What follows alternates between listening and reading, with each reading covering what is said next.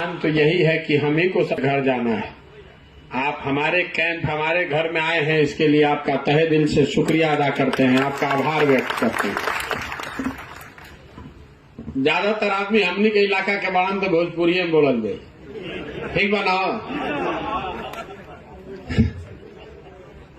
शाहबाद के बहुत आदमी हमें बाड़न, कुछ गया, अरवल, जहानाबाद, औरंगाबाद के भी आदमी लोग बा। देखिए, हम जब से पैदल चले शुरू कैले बानी 150 दिन के करीब करीब हो गए।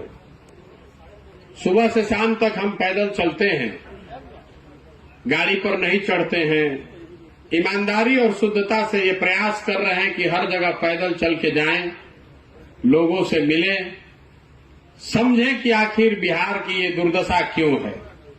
वो तो काम चल ही रहा है। जिस परिचय से आप लोग हमको जानते हैं, चुनाव लड़ना लड़ाना, उस काम को हमने छोड़ दिया है। हम किसी का चुनाव नहीं लड़ा रहे, अभिराम शर्मा जी का भी चुनाव नहीं लड़ा रहे। लेकिन हम जब पैदल चल रहे हैं तो हर गांव में ज्यादातर जगह हम लोग स्कूल में ही रुकते हैं, क्योंकि स्कूल के पास ही उस तरह का ग्राउंड है या वित्त रहित जो विद्यालय महाविद्यालय चल रहे हैं, कागज पर ही चल रहे हैं लेकिन चल तो रहे हैं। उनके पास वो जमीन है जहां ये 2 एकड़ 3 एकड़ में ये व्यवस्था बनाई जा सके। तो करीब करीब सब गांव के शिक्षक लोग जब हम जाते हैं वहां तो मिलते हैं, और उनकी शिकायत वही है जो आप उसके भुक्तभोगी हैं कि भैया नियोजित शिक्षक की हालत बहुत खराब बा, हमने के कोई सुने वाला नहीं थे। तो हमने आप कई बार शिक्षकों को बहुत कड़े शब्दों में भी कहा कि भाई हम आपकी मदद क्यों करें, हम आपका मदद करें क्यों, आप तो स्वयं की मदद नहीं कर रहे हैं। तो कई जगह पर शिक्षकों को बुरा भी लगा होगा कि हमारे पास भाई हम दल बनाए नहीं है, हम आपका आंदोलन लड़ने नहीं आए, हम तो अपना काम कर रहे हैं, हम आपका आंदोलन अपने सर पर क्यों ले लें।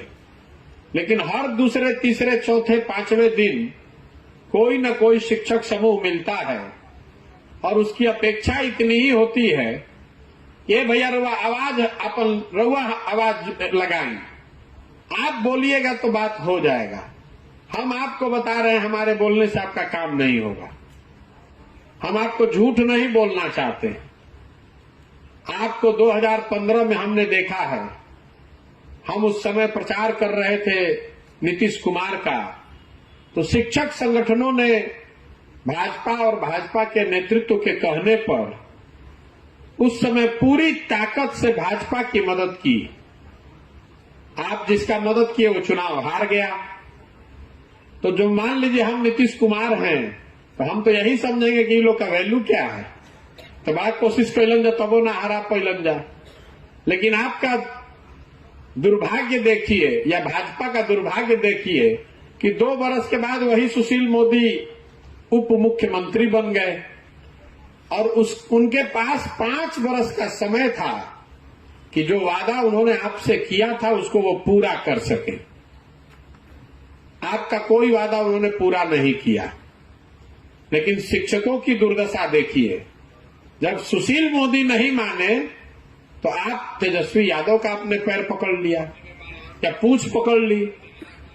जिस तेजस्वी यादव ने पहले आपका 15 में, तेजस्वी यादव लालू यादव भी उस महागठबंधन में थे, हम लोग आपका मांग नहीं माने थे उस समय, लेकिन आप इतने व्याकुल हैं कि तेजस्वी यादव का भी पोंछ पकड़कर आप समझे कि यही हमारा सुधार देगा। तो इस बार आप लोग जिसको वोट दिए वो आदमी फिर चुनाव हार गया। तो इसकी पहली बात तो ये आपकी ये दिखाता है कि जो आप दम भरते हैं कि हमने के 4 लाख आदमी बानी जा, इस दम को थोड़ा कम कीजिए। आप किसी को चुनाव हरा जिता नहीं सकते। आपको हम डिमोरलाइज नहीं कर रहे हैं, हमारा अपना चुनाव लड़ने का तरीका है। हम जीतते इसलिए हैं कि हम अपने कमजोरियों का बहुत गहराई से अध्ययन करते हैं और जिससे हमको लड़ना है उसकी ताकत का पूरा गुणा गणित हिसाब पहले करते हैं, तभी ना उसको पटक पाएंगे। रउआ सब में से कुछ आदमी बंगाल में हमारे वो वक्तव्य सुनले हुई चुनाव से पहले खेला हो गए ना, हमने कहा चुनाव के 4 दिन पहले कि भाजपा यहां पर बहुत ताकत से लड़ रही है, मोदी जी बहुत लोकप्रिय हैं, सारा हिंदी भाषी लोग भाजपा को वोट दे रहा है, बहुत ज्यादा पोलराइजेशन भी है और दलित भी एक सिरे से वोट दे रहा है भाजपा को। लेकिन भाजपा को 38 से 40% वोट आएगा इस सब के बावजूद, और 100 का आंकड़ा पार नहीं होगा। तो भाजपा वाले लोग अपने चालाकी में समझता है कि बहुत होशियार हैं, हल्ला किया कि प्रशांत किशोर तो चुनाव लड़ने से पहले ही हार मान गए, उसको पता ही नहीं चला कि किस जाल में वो फंस रहा है। अरे चुनाव के पहले 4 दिन पहले हम अपने वर्करों को बता रहे हैं कि खड़े रहना, ढीला नहीं पड़ना, बहुत बड़ी लड़ाई है। तो कितना पर पटके? 77 पर। और जिस टीएमसी को आपने मान लिया था कि ये हार गई है, उसको 220 पर जाके उसका काटा रुका। ये इसलिए है कि हम भाजपा की जो ताकत है बंगाल में, उसको हमने बहुत गहराई से देखा होगा, उसका अध्ययन किया होगा। ये गुणा गणित निकाला कि भाई इसको 40% वोट आएगा, तो अगर इसको हराना है तो हमको 45% से कम वोट नहीं आना चाहिए। हम लेकर आए 48% वोट, भाजपा को आया 38% वोट। तो हम आपको डिमोरलाइज नहीं कर रहे हैं, आपको ये बता रहे हैं कि अपनी क्षमता को आप बढ़ाकर आंकिए मत, क्योंकि 4 लाख आपकी संख्या है, आपके परिवार की संख्या जोड़ देंगे तो 20 लाख आपका वोट भी होगा, लेकिन वो 20 लाख 20 खंड में बटा हुआ है। आप आज शिक्षक हैं, लेकिन जहिया वोट हो वो दिन कुशवाहा बन जाइएगा, पंडित बन जाइएगा, राजपूत बन जाइएगा, राष्ट्रवादी बनकर वोट दीजिएगा, कोई हिंदू बन के वोट देगा। इसलिए आपकी ताकत 20 लाख की है ही नहीं। इसीलिए आप 2 बार ट्राई किए लेकिन हरा नहीं पाए। तो दल वाला जान ही रहा है कि शिक्षा वाले कतनो हल्ला करस जाए। अगर हम आज उनको ये सुझाव दे रहे हैं, उनको सलाह दे रहे हैं, तो यही कहेंगे कि शिक्षकों के आंदोलन से घबराने की जरूरत नहीं है, ये लोग चुनाव नहीं हरा सकता है। और नेता एक के बात से डरता है, वोट से। आप कितनों वार्ता कर लीजिए, कमरे के अंदर बैठा के जूता भी मार दीजिए, वो सब सह लेगा, वोटवा मिलना चाहिए। इन 2 बात को समझ लीजिए कि आपकी जो ताकत है वो ताकत इतनी नहीं है कि आप सरकार को हरा दीजिए। तो शिक्षक नेता हमारे पास आते हैं और वो कहते हैं कि भैया हम लोग आपकी मदद करेंगे, आप हमारी मदद कीजिए। तो मैं आपको सिरे से कह रहा हूं कि हमको आपकी मदद नहीं चाहिए। आपकी मदद से हम चुनाव नहीं जीत सकते हैं। बिहार में क्या लोग हम दल बनाइयो ले, तो हमको शिक्षकों की मदद से हम बिहार नहीं जीत सकते। हम बिहार तब जीत सकते हैं जब बिहार में शिक्षा की व्यवस्था बेहतर हो जाए और आप पूरी ताकत से उसके पीछे खड़े हो जाइए, तब वो 20 लाख की ताकत हमारी बन सकती है। तो हमने शिक्षकों की मदद करने के लिए 2 ही शर्त रखी है। चुनाव के बाद आप हमारी अभी मदद कर दीजिए, हम चुनाव के बाद आपका चिंता करेंगे। ये सिरे से आपको बेवकूफ बनाने वाली बात है। आप यही न कहने आते हैं कि भैया आप हमारी मदद कीजिए, चुनाव में आपका मदद हम लोग करेंगे। तो हम तो यही कह दे कि हम तो सरकार में बानी ना, 2 प्रेस कॉन्फ्रेंस कह दे, 2 बात हल्ला कह दे कि भाई शिक्षकों के साथ अन्याय हो रहा, अपना घोषणा पत्र में लिख दे। जब जीत के चल आई तो के भेंट होके चाइना रुआ का कर ले, हमारे कुछ नहीं कर सकते। तो इसलिए फिर से ठगे जाने वाले रास्ते पर मत जाइए, ये मेरा पहला सुझाव है कि हाँ आप हमारी मदद पहले कर दीजिए, उसके बाद हम आपका चिंता करेंगे। घोषणा पत्र में लिख देने से तो आपकी दशा वही होगी जो सुशील मोदी के साथ हुई, जो तेजस्वी यादव के साथ हुई, वही दशा आपकी प्रशांत किशोर के साथ, जनसुराज के साथ भी होगी। तब एक रास्ता का बा, हम ये कह रहे हैं कि हम आपकी मदद पहले कर देते हैं।